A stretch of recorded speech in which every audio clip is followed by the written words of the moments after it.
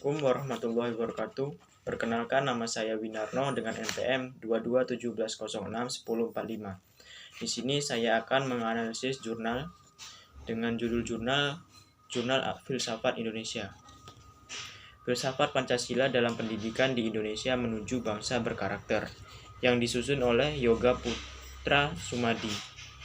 Dalam jurnal ini dijabarkan tentang Pancasila sebagai dasar dan ideologi bangsa Indonesia dalam sudut pandang filsafat. Filsafat yang berarti berpikir secara mendalam dan sungguh-sungguh untuk mencari kebenaran. Di dalam jurnal ini dijelaskan bahwa filsafat yang dikembangkan harus berdasarkan filsafat yang dianut oleh suatu bangsa.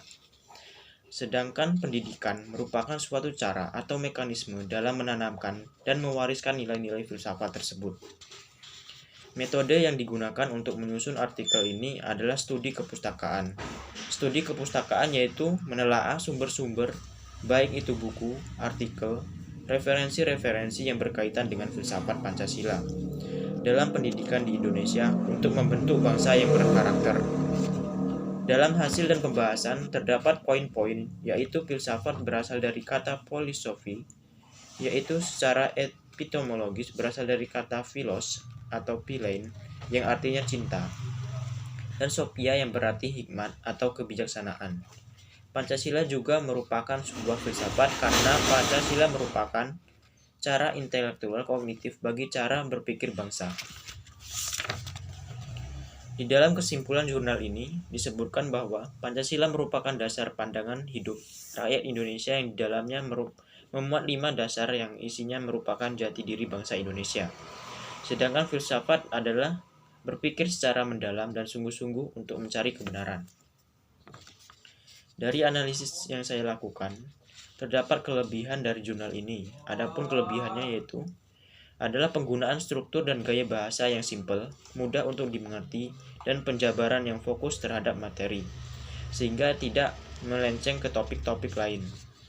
Sedangkan untuk kelemahan dari jurnal yang saya analisis adalah kurang perincinya penjelasan-penjelasan terhadap poin-poin yang disampaikan. Juga materi di dalam jurnal ini terasa terlalu singkat.